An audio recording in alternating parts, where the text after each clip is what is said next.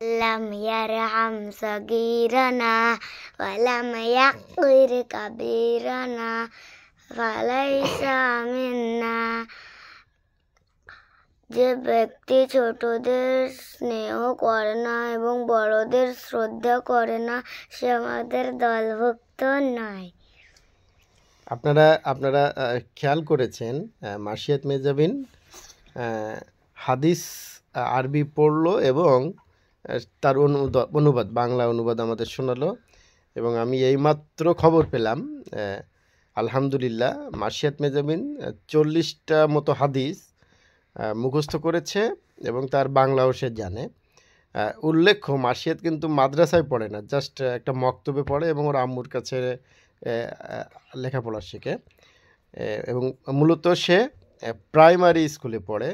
তা আমি বোঝাতে চাচ্ছি যে স্কুলে পড়েও যদি মা বাবার ভূমিকা থাকে, যদিও আমার কোনো ভূমিকা নেই ওর পড়ালেখার ক্ষেত্রে ইংরেজি ছাড়া, তাহলে কিন্তু ইসলামিক পথে চলতে পারে।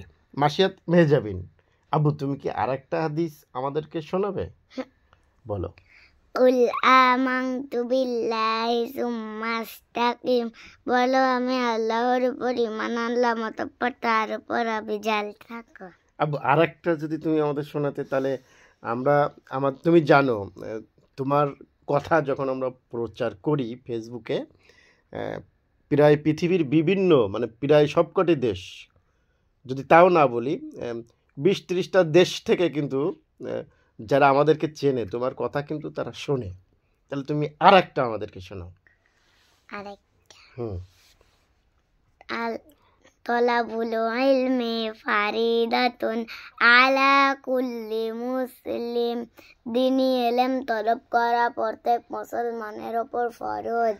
আমরা আর একটা তথ্য আপনাদের জানাই, মার্শিয়াত এবার কিন্তু ক্লাস 2-তে উঠেছে এবং আপনারা জানেন আমরা এখন হ্যাঁ ঢাকায় থাকি না, আমরা কিন্তু এখন গ্রামে থাকি এবং আমি যে স্কুলের স্টুডেন্ট ছিলাম এবং মার্শিয়াতের দাদু যে স্কুলের স্টুডেন্ট ছিল, মার্শিয়াত কিন্তু এখন সেই স্কুলে পড়ালেখা করে। হ্যাঁ, এবং আর একটা খুশির খবর হলো মার্শিয়াত গত মাসে পবিত্র কোরআন ধরেছে, আমরা গ্রামের ভাষায় বলি, তার মানে আমপারা শেষ করে ও নিজে নিজে কোরআন পড়তে পারে এবং সূরা বাকারার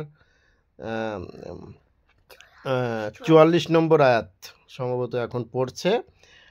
আর এদিকে আমপাড়ার অনেকগুলো সূরা তার পড়া হয়ে গেছে। মার্শিয়াত মেহজাবিনের জন্য এবং আমাদের সবার জন্য আপনারা দোয়া করবেন। আসসালামু আলাইকুম।